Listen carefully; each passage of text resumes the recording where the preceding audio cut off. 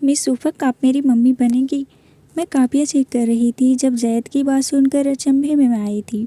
मैंने उसकी तरफ देखा तो मुस्कुरा के मुझे देख रहा था। मैंने उसे घूर कर देखा। मैंने कहा, तुम्हें शर्म नहीं आती ऐसी बातें करते हुए? तुम्हारे कान खींचूं मैं? मेरे डांटने पर उसके चेहरे की मुस्कुराहट गायब हुई थी। वह कहने लगा, मुझे आप बहुत अच्छी लगती हैं। मैं उन क्लास की टीचर थी और 5-6 साल बच्चे देखने में बड़ा क्यूट था। डार्क ब्राउन बाल, वैसे ही आँखें, सफ़ेद गोरी रंगत का मालिक। यूँ तो मैं किसी भी बच्चे को डांटने और मारने के हक़ में नहीं थी और ना ही हमारे स्कूल की तरफ से हमें कोई ऐसी इजाज़त थी, लेकिन इसकी बात कुछ गैर मुतवक्का सी थी।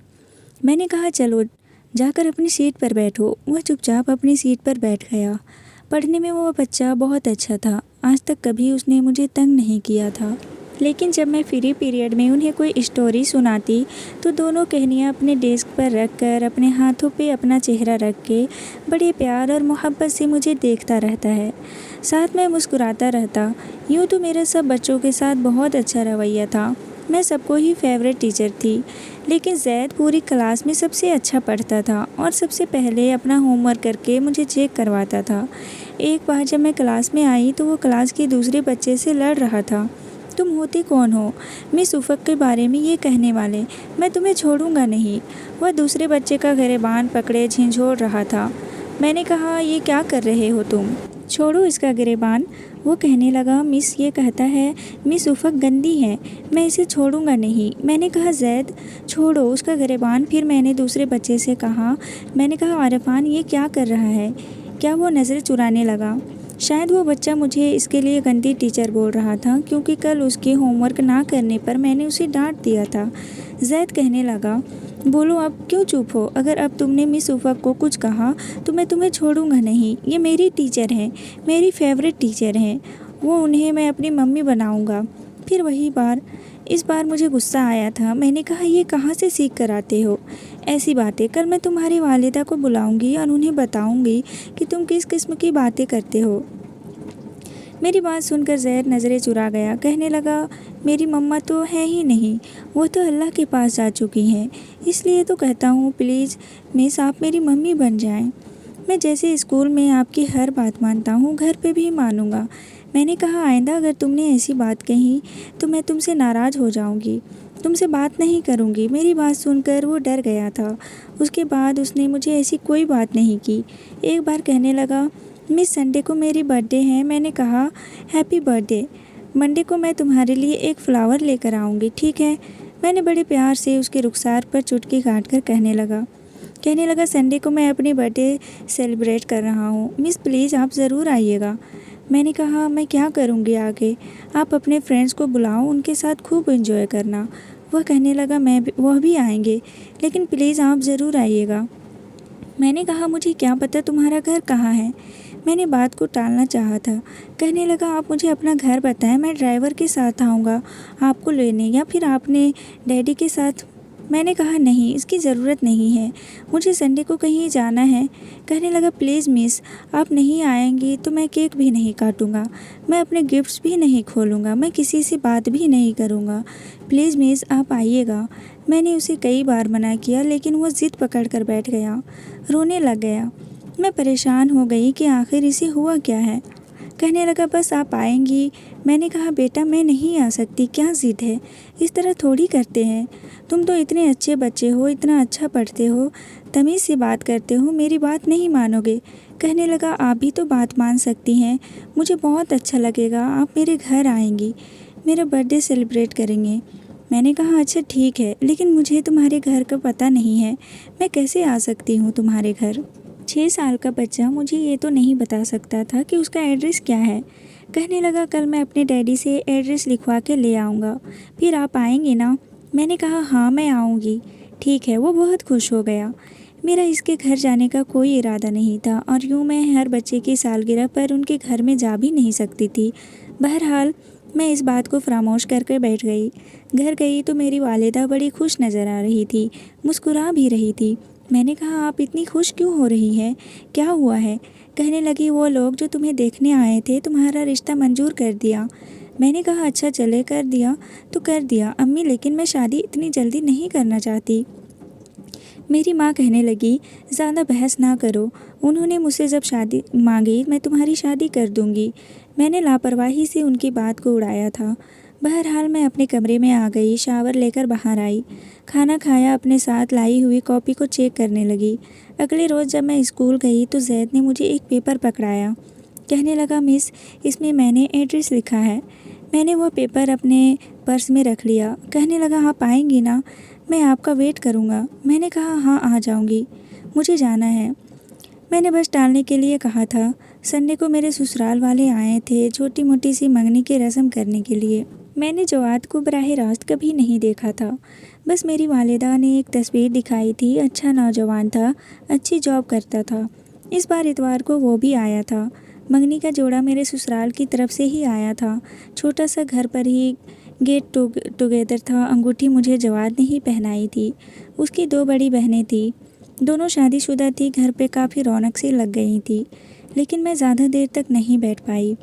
जाहिर सी बात है, मेरे लिए वो लोग अजनबी ही थे।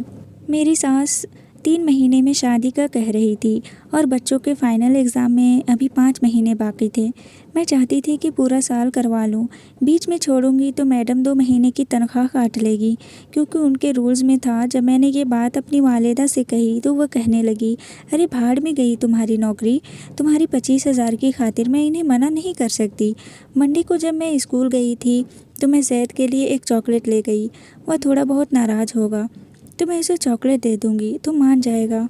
बच्चे अक्सर चॉकलेट देकर मान जाया करते हैं। मैं जब क्लास में गई तो जैद नहीं आया था।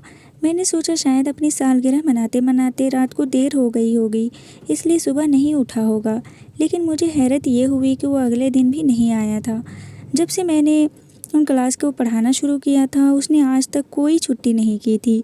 एक साथ उसकी 2 छुट्टियां मेरे लिए हैरान कुन थी। हमारे स्कूल में बिना एप्लीकेशन के छुट्टी अलाउ ही नहीं थी। जैद 2 दिन से नहीं आ रहा था। मैंने मैडम से पूछा कि जैद की एप्लीकेशन आई है। वह कहने लगी कि नहीं, उसके फादर की कॉल आई थी, उसे बुखार है। मैंने कहा, अच्छा ठीक है। वह पूरे 1 हफ्ते बाद आया था। काफ़ी कमज़ोर भी लग रहा था। आके चुपचाप कुर्सी पर बैठ गया। उसने पूरा दिन मुझसे बात नहीं की, मेरी तरफ देखा तक नहीं था। और मुझे हैरत हुई थी, जब हाफ टाइम हुआ तो वो क्लास से बाहर जाने लगा। मैंने कहा, जैद इधर आओ, और वो चुपचाप चलता हुआ मेरे पास आ गया। मैंने अपने पर्स से चॉकलेट निकाल कर उसकी तरफ बढ़ा दी। कहने लगा, ये किस लिए?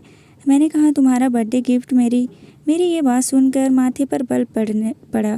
कहने लगा, नहीं चाहिए। मैंने कहा, क्यों नहीं चाहिए, क्या हुआ? कहने लगा, आप मेरी बर्थडे पे नहीं आई। आपको पता है मैंने रात देर तक आपका वेट किया था, केक भी नहीं काटा। मेरे डैडी ने मुझे बहुत कहा कि केक काटो, बहुत देर हो गई, तुम्हारे सब दोस्तों को वापस घर भी जाना है, लेकिन मैंने आपका वेट किया। मैंने कहा, मिस उफ़क आएंगी तो ही केक काटेंगे। जब मैंने केक नहीं काटा, डैडी ने मुझे थप्पड़ मारा था। ये कहते हुए उसकी आंखों से आंसू छलके। मैंने कहा, बेटा आपने केक क्यों नहीं काटा था और डैडी ने क्यों मारा? कहने लगा, ऐसे ही करते हैं, जब उन्हें गुस्सा आता है तो मुझे थप्पड़ मारते हैं। कह रहे थे तुमने क्या मिस लगा रखा है, नहीं आई तो नहीं आई। मैंने डैडी का थप्पड़ खा लिया, लेकिन मैंने केक नहीं काटा। आपको पता है मिस, मैं पूरी रात रोता रहा। सुबह मुझे बुखार हो गया, फिर डैडी बहुत परेशान हुए, फिर मुझसे बहुत प्यार भी किया। मैंने उनसे भी नाराज़ हूँ, मैं आपसे भी नाराज़ हूँ। मुझे आपकी चॉकलेट नहीं चाहिए, और डैडी ने मुझे मना किया था कि वो तुम्हारी टीचर अच्छी नहीं है, तुम्हारी बर्थडे पर भी नहीं आई।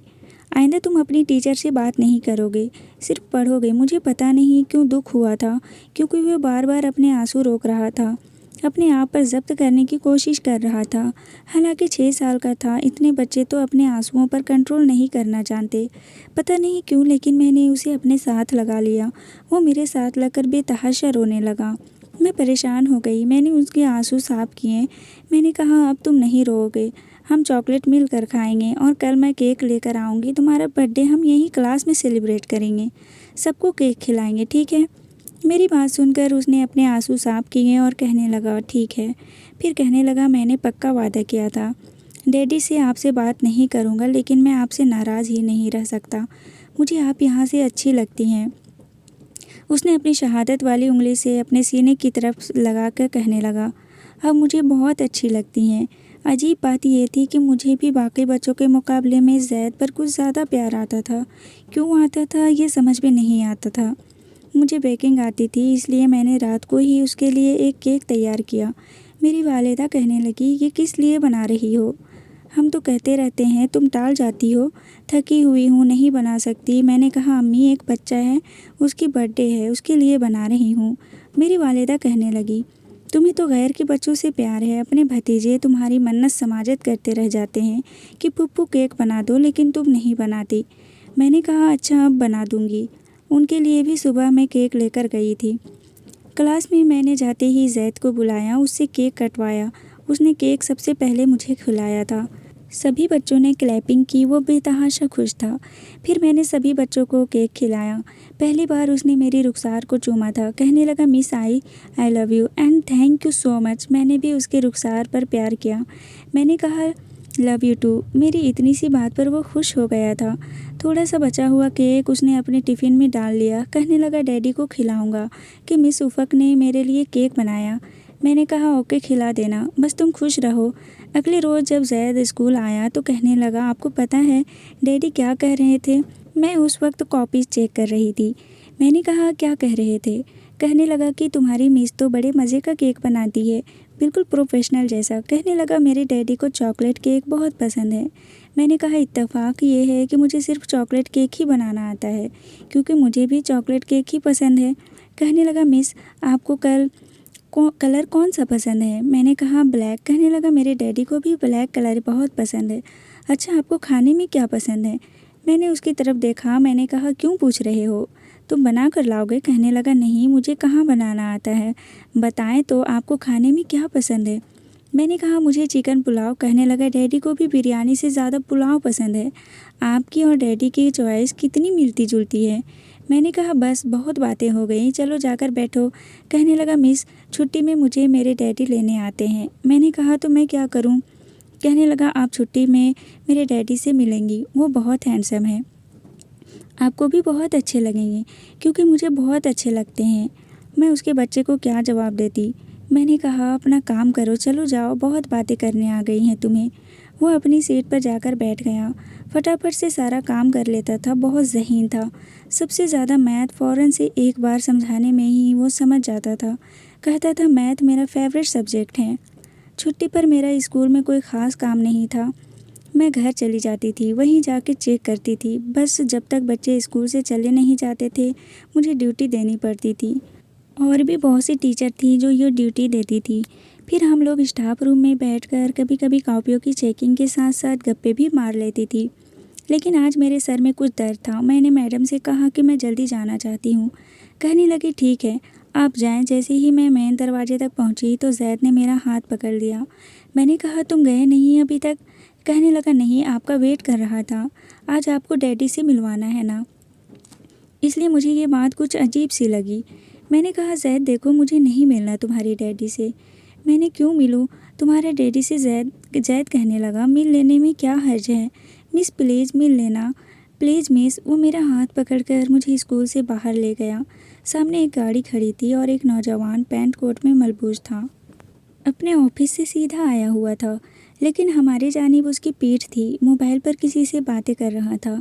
तभी ज़ैद ने पुकारा, डैडी, ये मेरी मिस है। वो मोबाइल कान पे लगाए हुए ही पलटा था, लेकिन जैसे ही हम दोनों की नज़र एक दूसरे पर पड़ी तो हम दोनों शायद पत्थर के हुए थे। उसके हाथ से फ़ोन छूटते छूटते बचा था। मैं भी बुरी तरह से चौंकी थी। माहिर, मेरे मुंह से उसका नाम निकला था। कहने लगा, तुम ज़ैद की टीचर हो? जितना वो बेयकीन था उतनी ही मैं थी। उसने फ़ोन बंद किया और फ़ौरन से अपने कोट में डाला। वो 5-6 कदम के फासले पर था, लेकिन पल में उसने फासला अबूर किया था। कहने लगा, उफ़क, आई कॉन्ट बिलीव यू, मैंने तुम्हें यूं भी देख सकता हूँ। कहाँ चली गई थी तुम? मेरा दिल धड़कना भूल गया था। काश कि मैं अभी भी ना देखती। मैंने ज़ैद के हाथ से अपना हाथ छुड़वाया और तेज़ कदमों से वहाँ से चली गई। माहिर मुझे पुकारता रह गया, शायद मेरे पीछे भी आ रहा था, लेकिन सामने आने वाले रिक्शे को मैंने हाथ के इशारे से रोका और बैठ गई। मैंने कहा, जल्दी से चलें यहाँ से।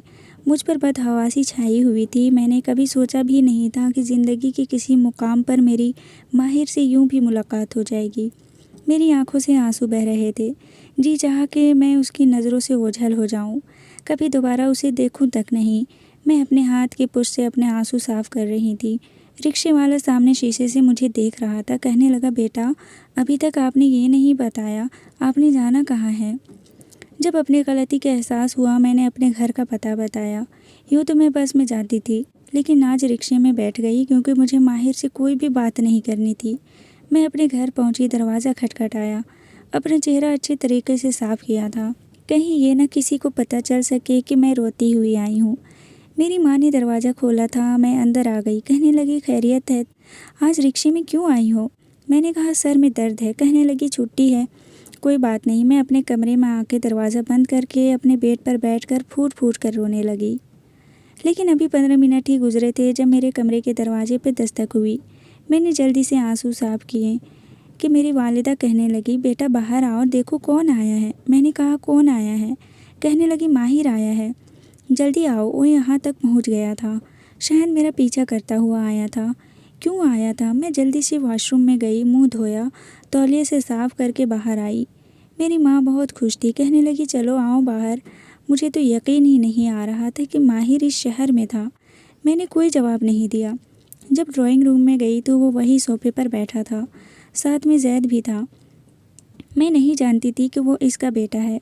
कहने लगा, तुम मुझे देखकर वहाँ से भागती क्यों चली गई? मैंने कहा, बस मुझे यकीन नहीं आ रहा था, समझ नहीं आ रहा था तुम शहर छोड़ के क्यों चले गए थे? नंबर भी बदल लिया, अपना ये भी नहीं बताया क्यों? मैंने कहा, बस यूं ही अब्बा का ट्रांसफ़र हो गया था, आना पड़ा, बताने का वक्त नहीं था। कहने लगा, मेरा तो वही नंबर था, बाद में तुम फ़ोन कर सकती थी। मैंने कितना इंतज़ार किया तुम्हारे फ़ोन का। और नाजिश ने भी तुम्हें ढूंढने की कोशिश की। मैं नाजिश का नाम सुनकर अपने हवासों में आई थी। मैंने कहा, वो नाजिश कैसी है? मैं इस वक्त भी शायद गायब दिमागी में थी। कहने लगा, इंतकाल हो गया, उसका 4 साल हो गए। मेरे दिल को बहुत ज़ोर का झटका लगा था। आंखों में उसका खूबसूरत चेहरा लहराने लगा। मुस्कुराता हुआ आंखों से मेरी टप टप आंसू बहते हुए नज़र जैद पर गई। तब एहसास हुआ कि मुझे वो क्यों इतना अच्छा लगता था, क्योंकि वो नाजिश का बेटा था। हूबहू उसकी शक्ल का, वैसे ही डार्क ब्राउन बाल, वैसे ही डार्क ब्राउन आँखें। मैंने कहा, क्या हुआ था? उसे कहने लगा, ब्रेन ट्यूमर। मैंने अपने आंसू साफ किए। कहने लगा, जैद बहुत जिक्र करता था तुम्हारा, लेकिन मुझे नहीं पता था कि तुम इसके टीचर हो। मैंने कहा, मुझे भी नहीं पता था कि ये तुम्हारा बेटा है। 7 साल की एक तकल्लुफ़ की दीवार हमारे बीच खींच चुकी थी। पहली बार माहिर से बात करते हुए मुझे झिझक सी महसूस हो रही थी। इस माहिर से जिससे मैं छीन कर खाना खाया करती थी, वो मुझसे छीन कर खाया करता था। मैं बार बार अपने आंसू साफ कर रही थी। उसी वक्त मेरी माँ चाय लेकर आ गई। कहने लगा, आंटी आपने क्यों ज़हमत की? तो कहने लगी, अरे नहीं बेटा, ज़हमत की क्या बात है, माशाअल्लाह से बेटा तो तू बहुत प्यारा है। तुम्हारी बीवी को साथ नहीं लाए? कहने लगा, ज़िंदा होती तो ज़रूर लाता। यह सुनकर मेरी वालिदा का भी रंग उड़ा था। कहने लगी, क्या हो गया? उसे कितनी प्यारी बच्ची थी। कहने लगा, बस किस्मत में इतना ही साथ था, चली गई मुझे छोड़कर। वादे उम्र भर निभाने के किए थे। उसकी अपनी आवाज़ में भी नमी थी। चाय पीने के बाद कहने लगा, अच्छा मैं चलता हूँ, अब फिर आऊँगा। जय चुपचाप मुझे रोता देख रहा था, कभी अपने बाप की तरफ देख रहा था, फिर साथ ही चला भी गया। मेरी माँ कहने लगी, हाय हाय बेचारी, इतनी सी उम्र में चली गई। तकलीफ़ तो मुझे भी बहुत हो रही थी। बहुत प्यार था मुझे नाजिश से, बहुत प्यारी थी वह। मैं लाइब्रेरी में बैठी अपने नोट्स बना रही थी जब मेरे सर पर किसी ने चपत लगाई थी। मैं बिना देखे बता सकती थी कि यह हरकत किसने की है। मैंने कहा, माहिर के बच्चे, मुझे तंग मत करो, समझे ना। वो कुर्सी खिसका कर मेरे पास बैठ गया। कहने लगा, मैं तो तुम्हें बहुत तंग करूँगा और मेरे बच्चे इससे ज़्यादा तंग करेंगे। मैंने अपने नोट्स बना चुकी थी। इससे पहले कि मैं उससे छुपाकर अपने बैग में रख देती, उसने फ़ौरन से उचक लिए थे। मैंने कहा, इधर से तो पिछले 3 घंटे से मेहनत की है। मैंने कहने लगा, मैं जानता हूँ, मेरे लिए की है। ये कहकर उसने नोट से लपेटे और अपने बैग में रख लिए। मैंने कहा, माहिर, लेकिन वो अपना बैग बंद करके फ़ौरन से उठकर बाहर चला गया। लाइब्रेरियन कहने लगी, ये क्या शोर मचा रखा है? मैं उसके पीछे भाग गई थी। पूरी यूनिवर्सिटी में वो आगे आगे भाग रहा था और मैं उसके पीछे। अगर नोट्स चाहिए तो लेकर पकड़ो, मुझे ये कहते हुए आगे आगे भाग रहा था। मैंने कहा, तुम मेरे हाथ लगे ना, मैं तुम्हें छोड़ूंगी नहीं, तुम्हारा हशर बिगाड़ के रख दूंगी। वो वहाँ से जा रहा था। मैं उसके पीछे भाग भाग कर थक गई थी। मैंने अपनी कमर पर दोनों हाथ रखे अपना सांस बहाल करने लगी। वह कहने लगा, भागो भागो, बहुत शौक़ है ना तुम्हें मुझसे मुकाबलेबाजी करने का। मैं जानती थी वो ये सब क्यों कर रहा है। अभी चंद दिन पहले ही मैंने उसके अरमानों पर पानी जो फेरा था। बहरहाल मैं उसके पीछे फिर से भागी थी। वह अपने कदम पीछे की तरफ ले रहा था। मैंने कहा, दो मुझे मेरे नोट्स, मैं तुम्हें कुछ खा जाऊंगी। कहने लगा, मैं तुम्हें हजम ही नहीं होगा। मैंने कहा, मैं हजम करना जानती हूँ। इससे पहले कि वो पीछे की तरफ पलटता, अचानक से वो एक लड़की से बुरी तरह से टकराया था। इससे पहले कि वो माहिर से टकरा कर गिरती, बेसाख्ता उसकी कमर पे हाथ रखकर उसे गिरने से बचा चुका था।